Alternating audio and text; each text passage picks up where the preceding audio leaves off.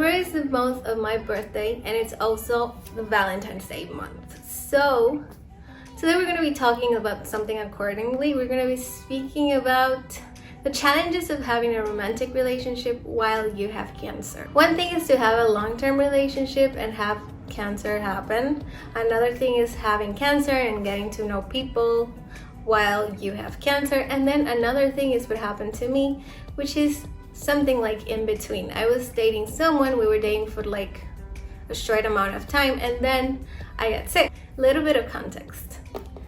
I was in school and I met this person at school. I had a friend, we had a friend in common that was from my hometown. He was older than me, so whenever I got to school, he helped me a lot. He was a teacher's aide in one of my classes, and then he had a friend who was also a teacher's aide. I knew he was a teacher's aide, I just never went to his class, but we got to know each other through my friend.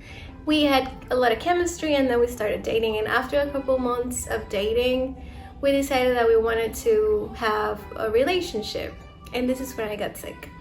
I remember I had to move from the city, and we thought this was not gonna be for a long time, but it turned out that it was.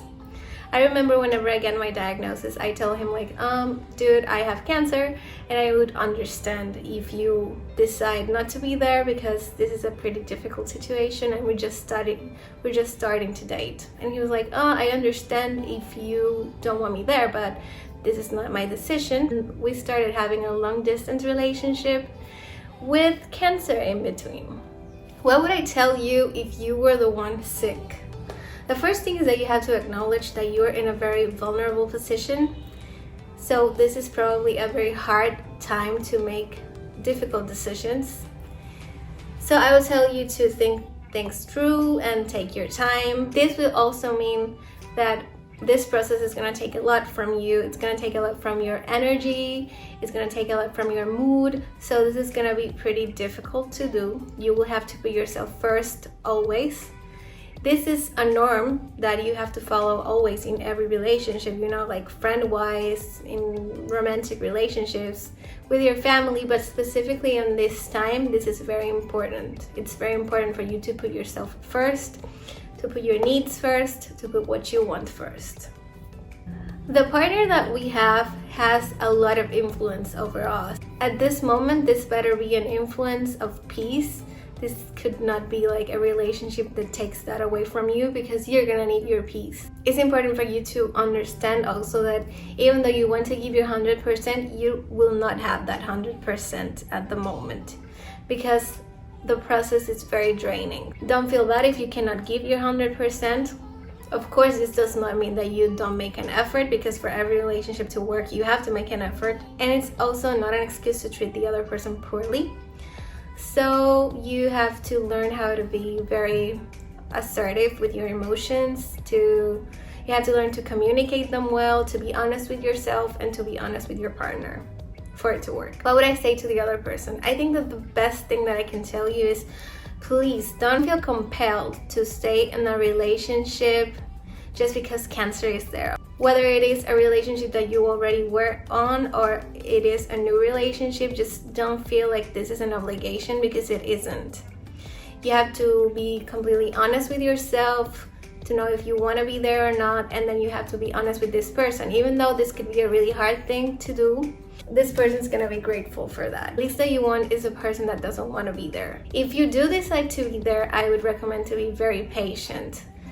This person is not like in a normal stage of their lives, so they're not gonna have all the energy to be doing everything that you want to do sometimes. And this doesn't mean that they don't want to do things or that they don't want to spend time with you, but this means that you don't always have the energy.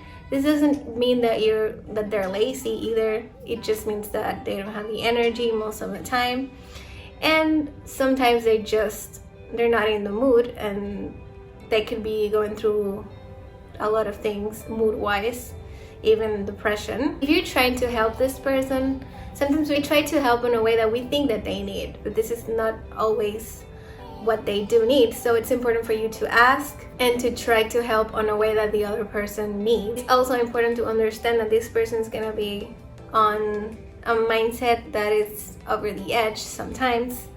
This means that it's not a good moment to make long-term decisions or very important decisions most of the time, because this person is facing a lot of situations that normally you wouldn't face. Like, I don't know, having to decide whether you want kids or not, even if this is not something that you have thought or you're not in the moment to think about it in your life, because sometimes chemo threatens the possibility of having kids. This is just an example, but it could be anything else. I think this is all I have to say. So if you like this video, please like it, share it, subscribe, and turn on your notifications. The most important thing that you could do is leave your experiences, your questions, whether it is here or through our email or Instagram. So we'll see you next time.